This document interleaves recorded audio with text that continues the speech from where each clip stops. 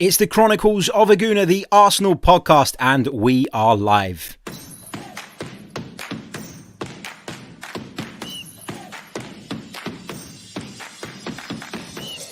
You're listening to the Chronicles of a Gooner, the Arsenal podcast. I'm Martin Tyler, and you're listening to Harry Symeou.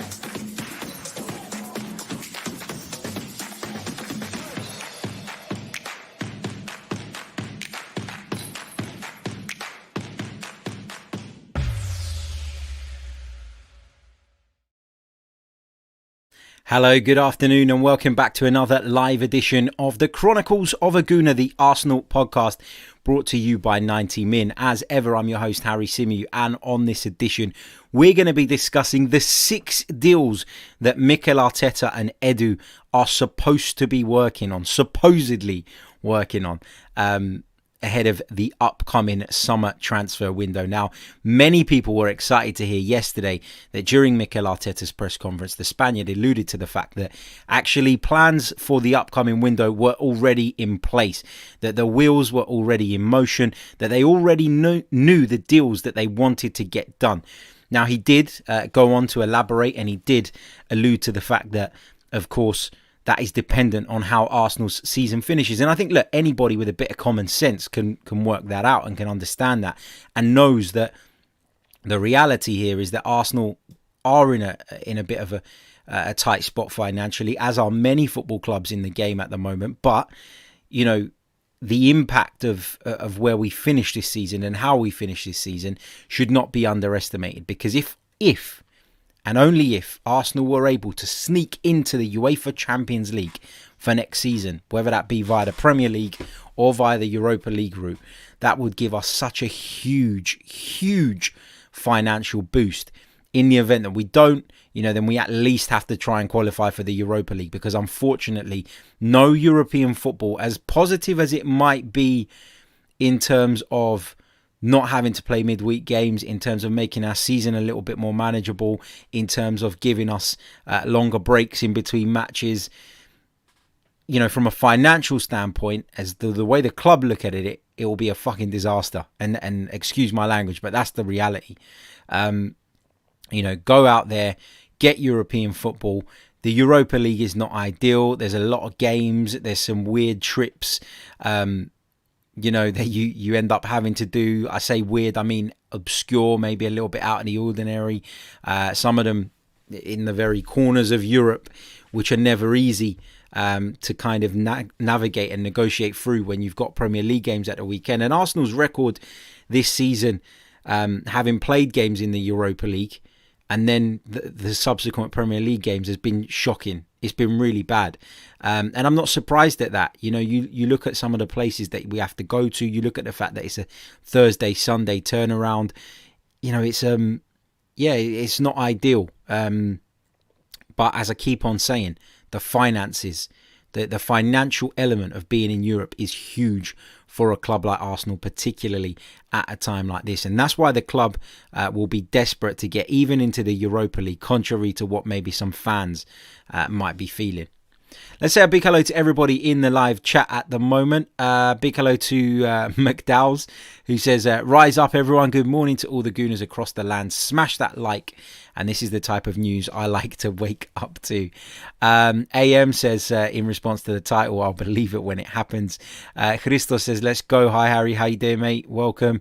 Big hello to Brad, to Steve, to Danny, to Sam, to Yasir, to Topher as well, to Aditya, to Agni, to Munyaradzi, who says, big up, Harry Symeou. Love your content, man. Good vibes. Thank you so much, mate. And thank you for your support. Bad Boy says, it wouldn't surprise me if Lacazette ended up staying. Deruve says, have we found oil under the Emirates Stadium? Maybe, who knows? A couple of questions in there as well. We'll come to those questions in a little bit. So keep them back, and I'll ask you to put them in the chat a little bit later on, just in case the chat updates and I do miss them or forget to come back to them as well. If you're going to put a super chat, in the thing and I miss it, make sure you tell me about it, right? The chat is constantly updating and sometimes I do miss them and I don't want to miss them. So please let me know. Don't be afraid to call it out if you've put one in there and I've not picked it up.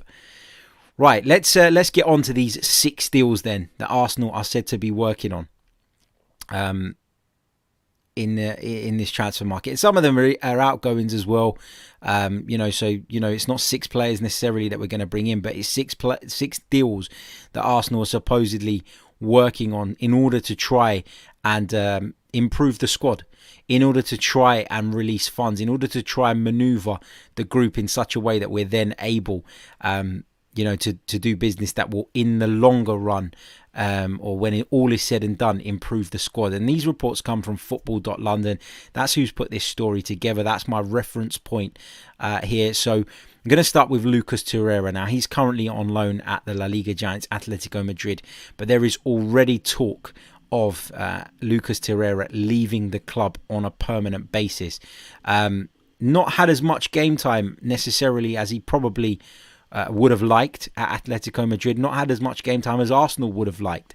But Atletico Madrid are flying high at the top of La Liga, and so, how can you really complain when you're a player, when you look at the situation he finds himself in, and obviously you're sitting there thinking, well, in an ideal world, Torreira plays more. But if you're Lucas Torreira and you're knocking on Diego Simeone's door day in, day out, if I'm Diego Simeone, I'm pointing to that league table and I'm saying, look, what we're doing is working and you're part of the squad and you're part of the group, but you've got to work hard. And if you continue to do that, when the right time comes, your opportunity will come along as well. So little bit of a difficult situation for Torreira there. But what we understand is that although the football side of it hasn't necessarily gone as he would have liked, he is finding it easier to settle in Spain and in Madrid than he did in London. That's understandable. Speaks the language. Culturally, the place is obviously a lot similar to where he's used to than what North London was. So, a couple of Uruguayan teammates as well at Atletico Madrid, which probably helps Lucas Torreira and probably helps a player who moves somewhere alone.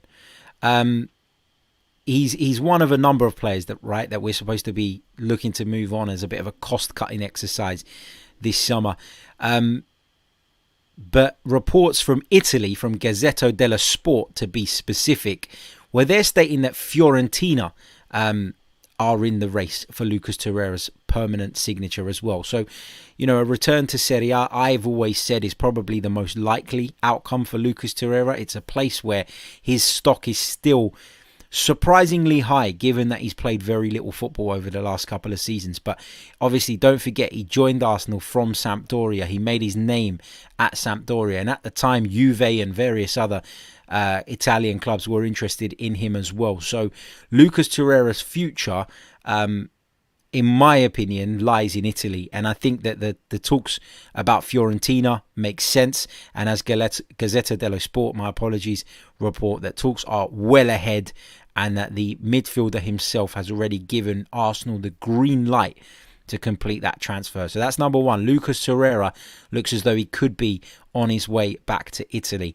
Another player who looks as though he could be on his way out of the Emirates Stadium this summer is Alexander Lacazette, and that is believed to be another deal that the Gunners are working on. Now, Lacazette, obviously, at the end of this season, will move into the final year of his contract, and that is significant here because Arsenal have promised us, that they will not allow players to go into the final year of their contract without their futures being resolved.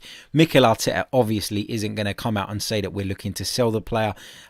He said exactly what we expected him to say, which is that the player is still under contract, that he's playing well at the moment, which he is, and that he's still part of the plans. But I think when you think about where Arsenal find themselves, you think about the need to plan for the future, you think about the need to avoid a situation like the situations we've experienced in years gone by with players in the final year of their contract, you'd say that Arsenal probably would be wise to move Alexander Lacazette on. Where is his destination going to be, though? That remains to be seen.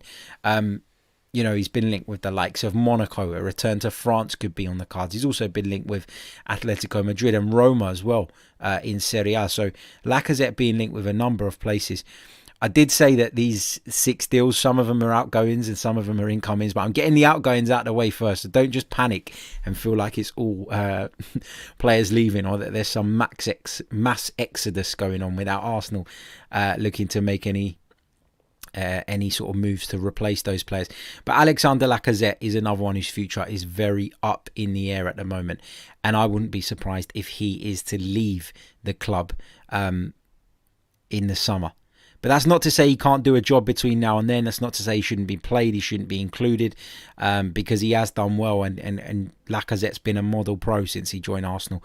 You know, you can criticise his goal return at times. You can say maybe he's not always been as consistent as we'd have liked him to be. But in terms of his outputs, in terms of the outputs, so in terms of his work rate, his effort, you know, that can never be questioned, in my opinion. So that's another one that we're said to be working on behind the scenes. Alexander Lacazette could be on his way out.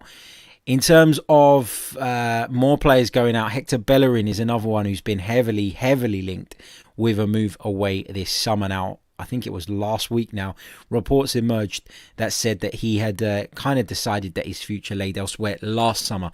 But Mikel Arteta, obviously a friend and former teammate of Hector Bellerin, persuaded him to stay one more year at the club.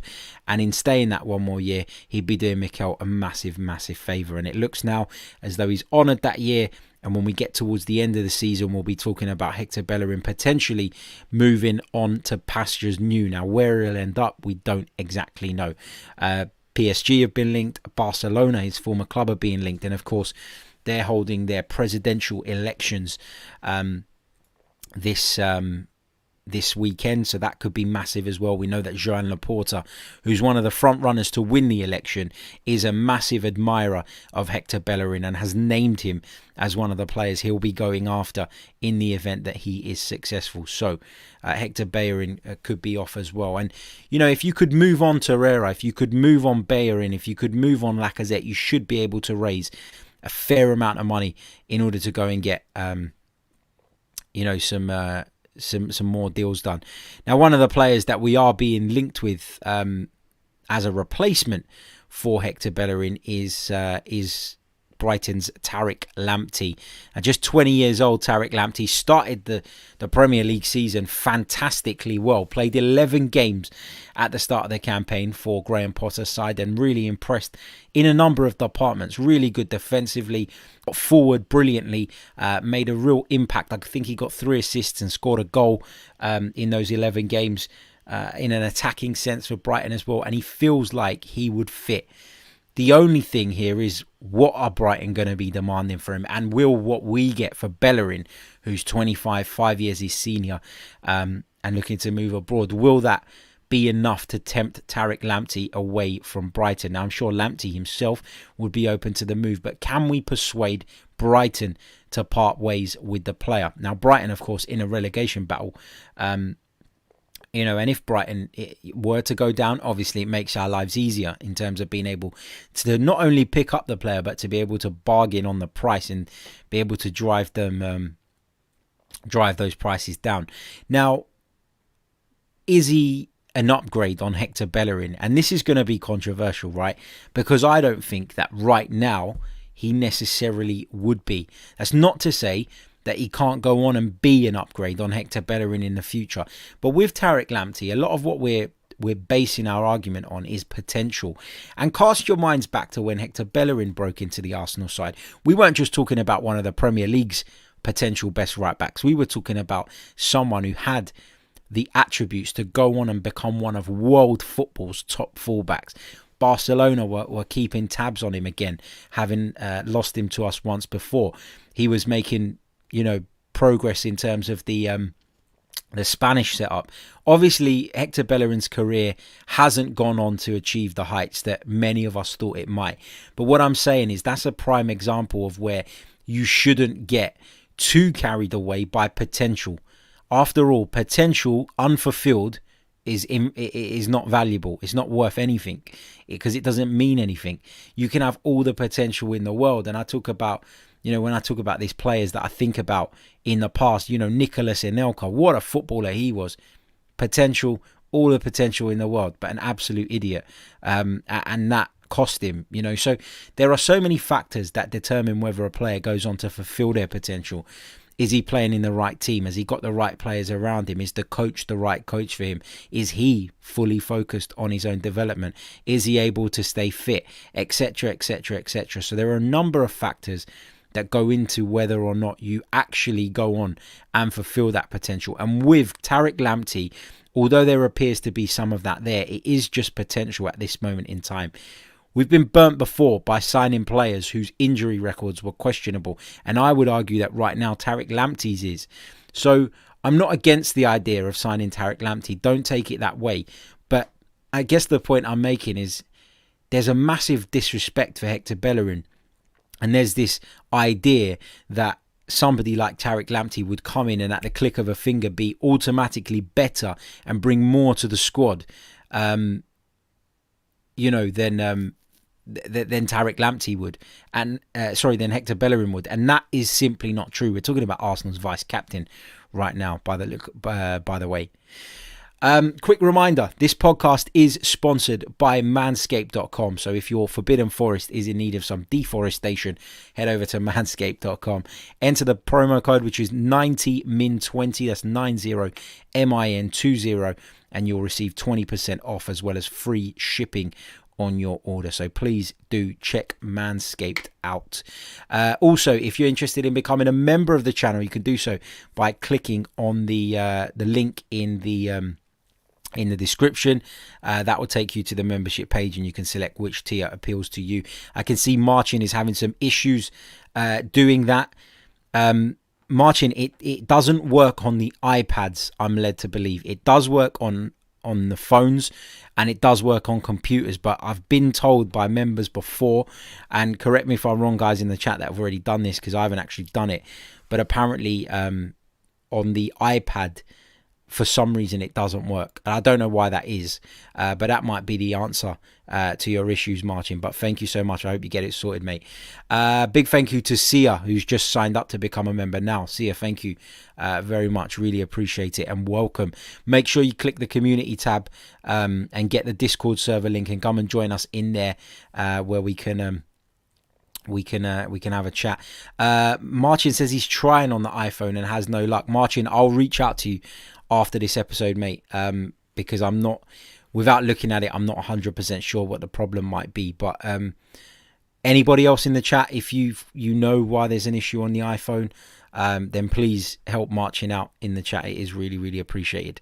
Thank you, mate, and I will I'll just make a note to reach out to you in the event that you can't get it sorted, and I'll try and help you out, mate. But thank you. Right, let's continue through the deals that we're talking about. So I've spoken about Hector Bellerin. We've spoken about Tarik Lamptey, and the fact that, in my opinion, he's not necessarily guaranteed to be an upgrade on Bellerin. Yes, the potential's there. Hopefully, it happens. That he comes in and he does go on to achieve those heights. But, there's no guarantee with anything in football, and I'm just a bit reluctant to get carried away on the whole idea of Tarik Lamptey coming in and becoming this world-beating right-back. He's looked good based on what I've seen of him, but he's only been fit half the season, so it is a small sample size as well on which we're judging him. Moving on, Arsenal are being linked with Odsonne Edouard, the Celtic striker, and it's understood that Arsenal have inquired about the player's availability and have now been quoted a fee which is around about £21 million. I told you guys it'll probably be between 15 and 20 million pounds. That sounds about right to me, and it sounds reasonable given the player's goal scoring record. It feels like he is someone that we should be looking at, especially in the event of Alexander Lacazette moving on, because I feel like this is another one where potential is there. Again, no guarantee that you're going to get the finished article necessarily, but that's what happens when you're shopping in this bracket that we're shopping in. When you're shopping around the 15-20 million pound bracket, you're going to get players that are good and could go on to be better, but you're not going to get the players that are complete. You're not going to get the Robert Lewandowski strikers of this world, right? Because if they're worth 3 times, 4 times, 5 times that amount of money. So it is a case of Arsenal, in my opinion, having to be clever in the transfer market, having to be a little bit more creative. And in my opinion, somebody like Odsonne Edouard represents a really good option. He's someone who I think's got the attributes to go on and achieve, can do pretty much what Lacazette can do, but also can add a physical presence and a bit more pace to the front line as well. So somebody I'm very, very interested in. And as I've said previously, given his contract situation, he'll be entering the final year of his contract next season. This feels like an opportunity to go and get this deal done. Now, there will be others interested in Odsonne Edouard. There's no doubt about that. So Arsenal need to make sure that if he is someone they want, they act promptly and they act in the right way and get it done. That's my view on that one. So I'd love to see Odsonne Edouard come into the club. And the final one I want to talk about is the links to the RB Leipzig defender Ibrahima Konate.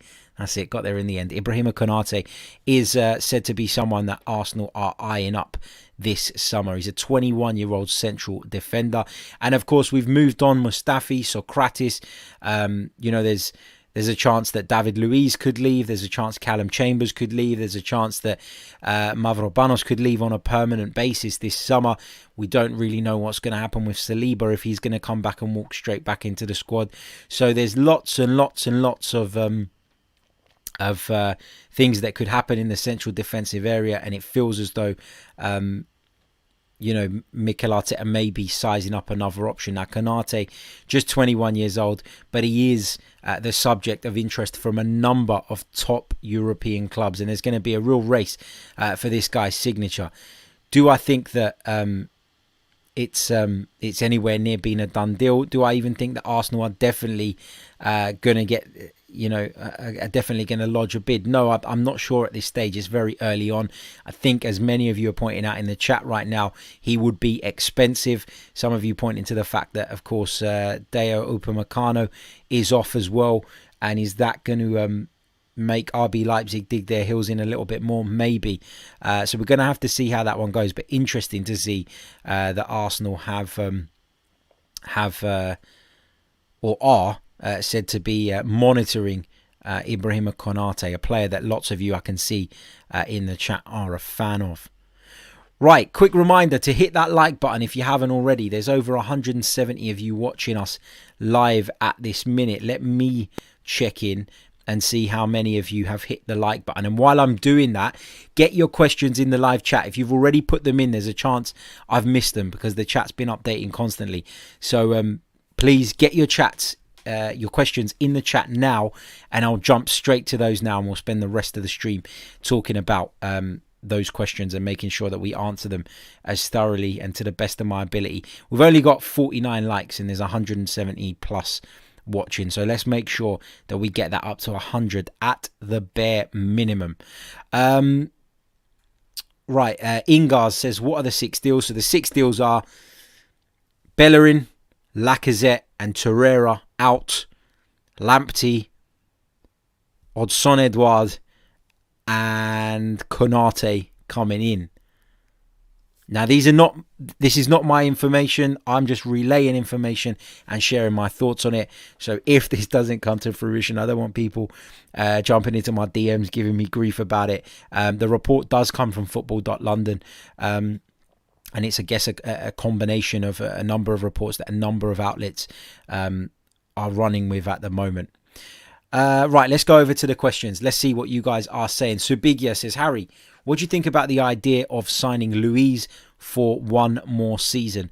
Personally, I think we should only be keeping one of Luiz or holding so that Saliba can get more chances next season. I'm actually for keeping David Luiz. I think he's been really, really good this season. And not just has he been good on the football pitch, I think we're starting to learn more and more about his influence off of the field. And I think when you look at that central defensive group, you look at Gabriel holding, Saliba in the event that he obviously comes back, Pablo Mari, do any of them really strike you as a charismatic leader Not for me. I think they're all good second centre-halves. I think they're all good centre-halves who are useful when they play alongside someone. But in terms of a natural leader, I think there's very few better than David Luiz. He never shies away from things. He's always in the thick of the action. I would be keeping David Luiz for one more year. That would be my choice if I was the manager. But also, we got to consider, does Mikel Arteta want to do that? I think he probably does. But does David Luiz want to stay? David Luiz may feel that he could, end up,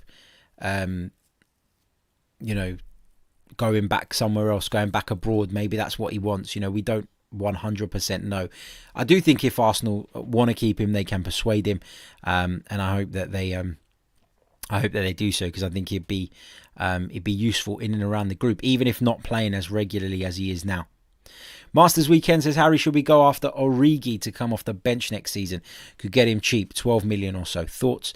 Not for me. I've never been an admirer of Divock Origi. I've never really seen what the fuss is about. I kind of always just got on with it because he would pop up with important goals at key moments. And the one that comes to mind is that goal in the Champions League final for Liverpool. But other than that, I don't really rate Divock Origi. I think he's had a miserable season at Liverpool this time around. The fact that when, Firmino's out, they don't even go with Origi a lot of the time, and that they go with different options, whether it be Salah through the middle, whether it be Mane through the middle, whether it be Jota. It says a lot about how Liverpool value Divock Origi at the moment. I think he's probably done enough through the duration of his Liverpool career to go out and earn himself a move now. But for me, Arsenal's not the place for Divock Origi. Just my opinion, though. What else have we got? Asa C says, hi Harry, what are your thoughts on Achraf Hakimi? Are the rumours true that Inter can't make the payments? There's been a lot of talk about that lately, and there's now talk about Inter going through a takeover, which would change the financial landscape at the San Siro quite dramatically. Don't know how close that is to happening. Don't know whether it's serious or not. But we talked about this on the Social Club last night, and Lavi was adamant that Achraf Hakimi is an option for Arsenal this summer. I think that in the event that they can, Inter will do everything they can to hold on to this player. He's a very talented footballer, but also they only recently just signed him. So I can't see Achraf Hakimi leaving Inter, barring a financial disaster.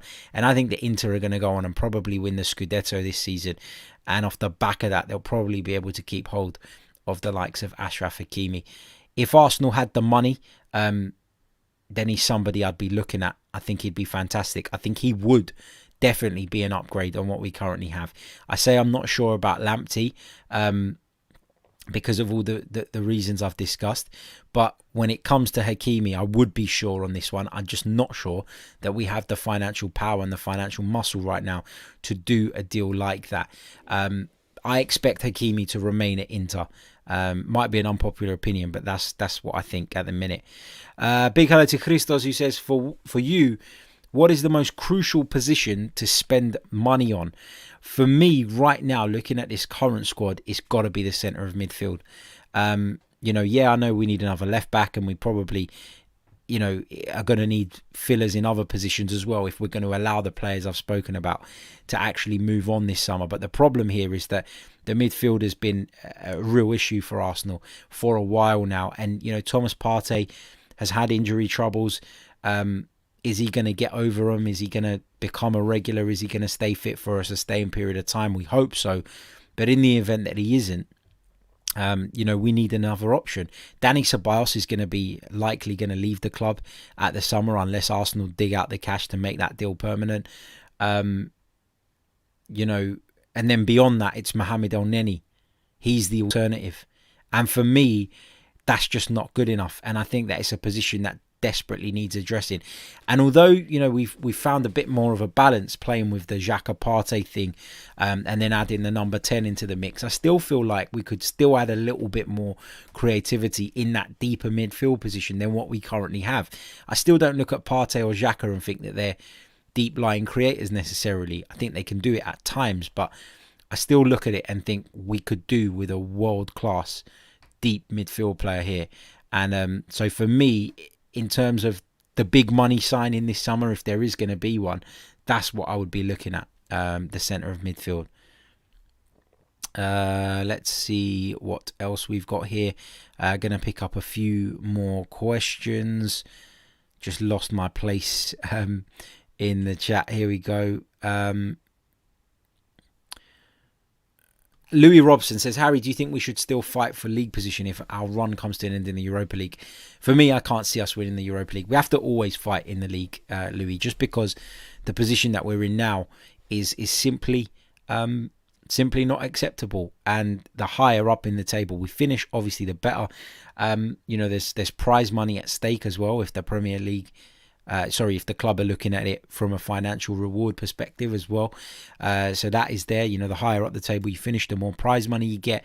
And, ultimately it's just about pride, the league at the minute, until things take a big swing. And there were some positive results for us over the last couple of days, teams dropping points in that sort of pack ahead of us, which is obviously a positive. But a lot more is going to need to swing in our favour if Arsenal are going to qualify for Europe via the league route.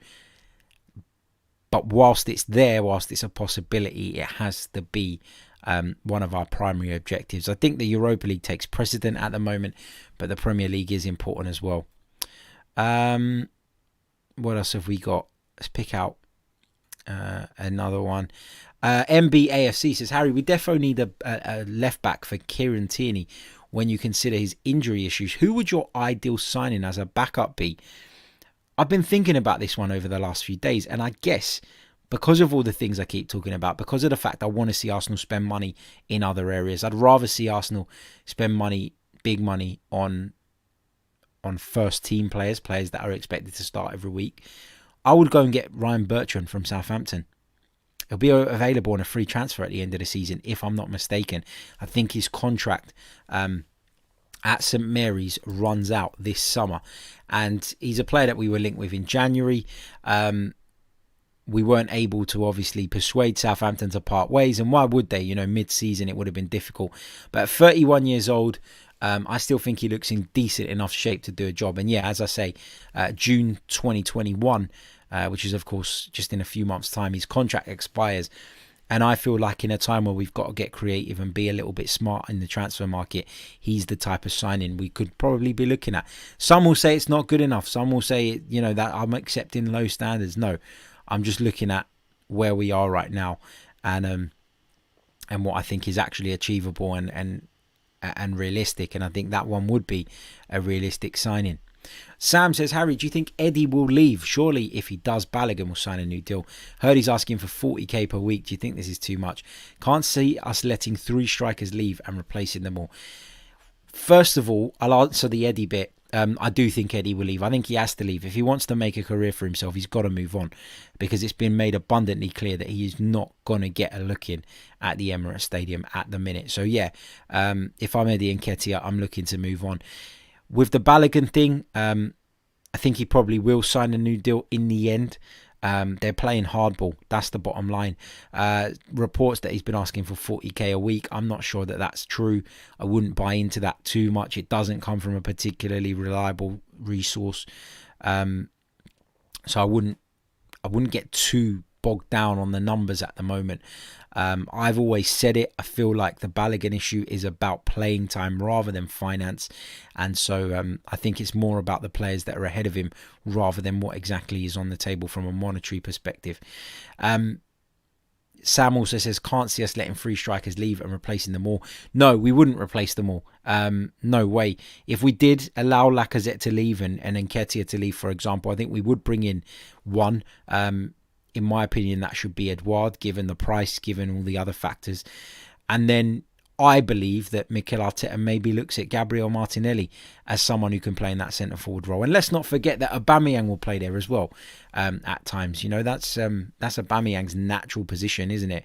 And there's no reason, as we've seen in recent weeks, why Mikel Arteta against certain opponents won't feel that he can do the job.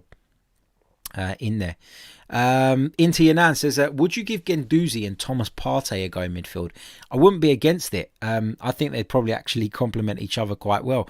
And I'd challenge someone to name a more physically overbearing midfield in the Premier League than those two if they were to put together some kind of partnership and get some games under their belts. I do worry about Guendouzi though, and if there is a future for him at Arsenal, because as I've said in previous podcasts, I just wonder if too much has happened, if there's too much water under the bridge, and if Arsenal and he can get back to working together in a productive way without the whole throwing of the toys at the pram and the bad blood based on what's gone on before. And look, even the Hertha Berlin manager has described him as a bit of a child at times, described him as someone who's going through puberty. So yeah, you know, there's a lot to work out with Guendouzi and Partey. I was never against Guendouzi as a player. I did think that he had faults. I did think that he was positionally a little bit ill-disciplined at times, and that probably cost us in certain moments. But I also acknowledged that he dragged us through certain games. There was a couple of games last season, in particular in the second half, where he came out and completely took the games by the scruff of the neck. One was against Spurs, one was against Villa, if I remember correctly. So I do rate the guy. I do think there's potential there. I just wonder if what's going on up here is going to cost him in the long run. Going to pick out a couple more comments before I jump off. Harish says, Harry, you're right. Midfield is a key issue, but we have to address it this summer. My picks would be Florian Neuhaus, Bissouma and Odegaard if Madrid allows for one more season. Interesting. Yeah, really, really interesting. Just going back to the Nketiah thing, Steve says Eddie was given chances but didn't take them. We've got to start being more ruthless. I agree. And that doesn't apply just to Eddie. For me, that applies to Reece Nelson. That applies to Joe Willock when he comes back. That applies to all of them. They're not quite at the level that we need, and that's the reality. That is the reality. Whether you're a sucker for a homegrown player or not is neither here nor there. It is about being ruthless. It is about doing what's best for the team. In years gone by, maybe we've protected players and maybe we've done what's best for players. And that wasn't always necessarily what was right for the club and for the team as a whole. Right, we're going to leave it there. Don't forget to smash the like button if you haven't already. It is so important. Don't forget to check out manscaped.com and all their brilliant products.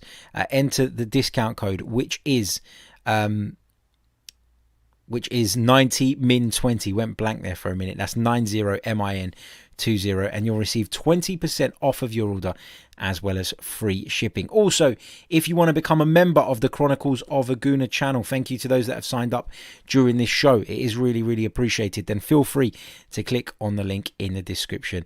And I'm not going to be back with another bit of content later today, only because I am at work. As soon as I finish my writing shift today, I am jumping on the train and I'm heading down to central London for my live commentary on Liverpool versus Chelsea in the Premier League for VSIN in the United States. So if you're based in the States, you can tune into VSIN and you can listen to myself bringing you commentary on the game alongside Nigel Seeley, who provides in-play betting tips for the VSIN gamblers. So do come over and check us out if you fancy it.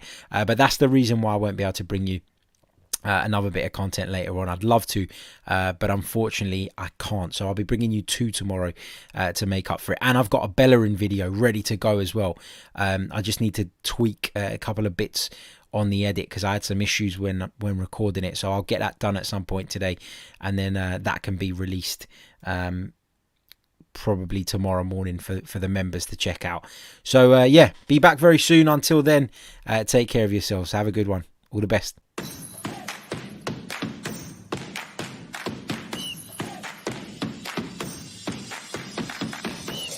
You're listening to the Chronicles of a Gooner, the Arsenal podcast.